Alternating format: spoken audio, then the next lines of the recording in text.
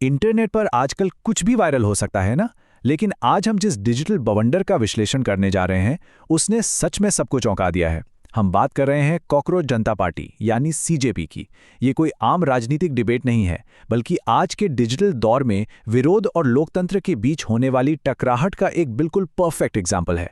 तो चलिए बिना किसी देरी के सीधे इसके फैक्ट्स और रिपोर्ट्स में डाइव करते हैं और समझते हैं इस पूरे मुद्दे को।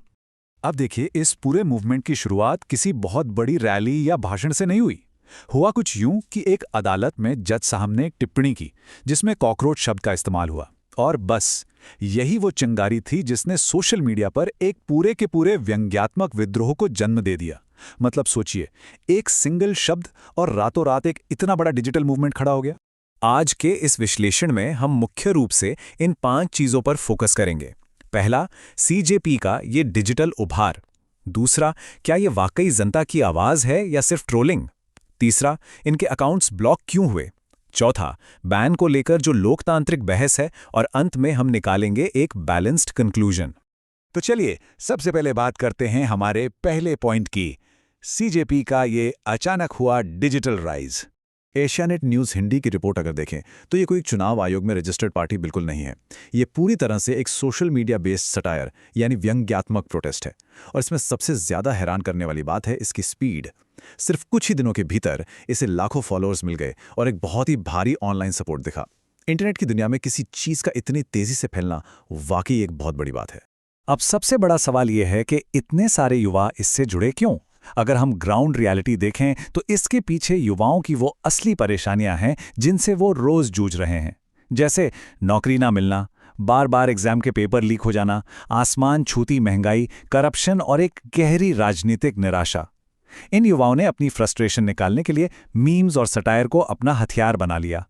इन्हीं कोर इश्यूज ने इस डिजिटल आग में घी का काम किया है।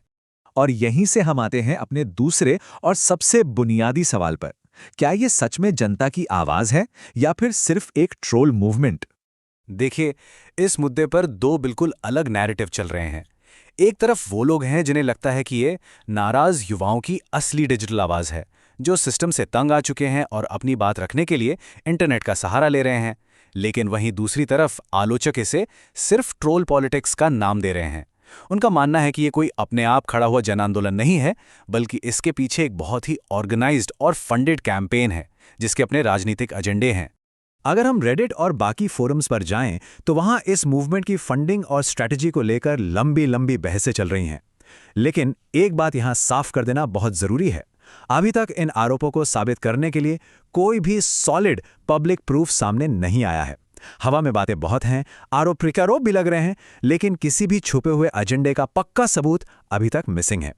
चलिए अब आगे बढ़ते हैं अपने तीसरे सेक्शन की तरफ। अकाउंट्स ब्लॉक क्यों हुए। जब ये मूवमेंट इतना फैल गया तो अथॉरिटीज का क्या रिएक्शन था। जब ये ट्रेंड पीक पर था तो भारत में सीजेपी के एक्स यानी ट्विटर अकाउंट को ब्लॉक कर दिया गया। लाइव हिंदुस्तान की रिपोर्ट बताती है कि सरकार और एजेंसियों ने इसके पीछे कई स्पेसिफिक कारण दिए हैं। उनका कहना था कि कुछ पोस्ट्स बहुत ज्यादा भड़काऊ थी, राष्ट्रीय सुरक्षा और संप्रभुता के नियमों का हवाला दिया गया और यह आशंका जताई गई कि इन पोस्ट से ऑनलाइन उकसावा या हिंसा फैलने का रिस्क हो सकता है। अब यहां हमारे सामने एक बहुत ही क्लासिक डेमोक्रेटिक डिबेट खड़ी हो जाती है।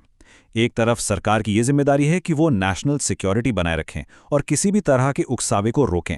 वहीं दूसरी ओर जो सीजेपी के सपोर्टर्स हैं, उनका कहना है कि सरकार बस आलोचना से डर गई है।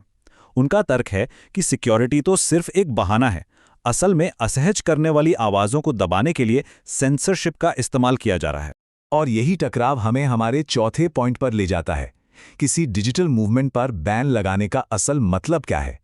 देखिए, हमें उस बहुत ही बारीक लाइन को समझना होगा जहां सरकार का दखल देना जरूरी हो जाता है और जहां फ्री स्पीच को प्रोटेक्ट किया जाना चाहिए। अगर कोई भी संगठन हिंसा भड़काता है, खतरनाक फेक न्यूज़ फैलाता है या दंगे और नफरत को बढ़ावा देता है तो सरकारें तुरंत एक्शन लेती हैं। ये दुनिया भर में होता है। लेकिन सिर्फ मीम्स शेयर करना, सरकार की आलोचना करना या शांति से ऑनलाइन प्रोटेस्ट करना, ये सब एक डेमोक्रेसी में आपके अधिकार माने जाते हैं। सबसे बड़ा सवाल यही है कि सीजेपी का ये मामला इनमें से किस कैटेगरी में फिट बैठता है। वैसे अगर हम लीगल हकीकत की बात करें तो आज की डेट में किसी भी अदालत का ऐसा कोई फाइनल फैसला नहीं आया है जिसने सीजेपी को एक गैर कानूनी संगठन डिक्लेयर किया हो। हाँ, ये बात जरूर है कि इनके खिलाफ कई एफआईआर दर्ज हो चुकी हैं और सुप्रीम कोर्ट तक में सीबीआई जांच की मांग उठाई जा रही है। लेकिन न्यायिक तौर पर कोई परमानेंट बैन अभी तक तय नहीं हुआ है। और सरकारें इन सब चीजों को लेकर इतनी अलर्ट क्यों रहती हैं? आर्काइव की एक रिसर्च इसे बहुत अच्छे से समझाती है। आज के डिजिटल दौर में कोई भी ऑनलाइन मूवमेंट बहुत ही कॉम्प्लेक्स होता है। उसमें लोगों के असली इमोशंस भी होते हैं, फेक न्यूज़ भी घुसी होती है, ऑटोमेटेड बॉट नेटवर्क्स भी काम कर रहे होते हैं और पॉलिटिकल प्रोपेगेंडा भी मिक्स होता है। तो जब कोई चीज़ रातों रात वायरल होती है तो सरकारों के लिए ये तय करना बहुत मुश्किल हो जाता है कि इसमें से क्या असली जनभावना है और क्या सुनियोजित चाल। इन सारी चीजों और पहलुओं को समझने के बाद अब हम अपने आखिरी पड़ाव पर हैं, एक संतुलित निष्कर्ष जहां सच्चाई हमेशा एक्सट्रीम्स के बीच में कहीं होती है। अगर हम सारे अवेलेबल फैक्ट्स को एनालाइज करें तो हमें चरम सीमाओं से बचना होगा। सीजेपी को आंख बंद करके पूरी तरह से देश विरोधी बोल देना जल्दबाजी होगी, लेकिन साथ ही इसे बिल्कुल शुद्ध रूप से जनता की आवाज मान लेना भी एक बहुत ही अधूरा और सिंपल कंक्लूजन होगा।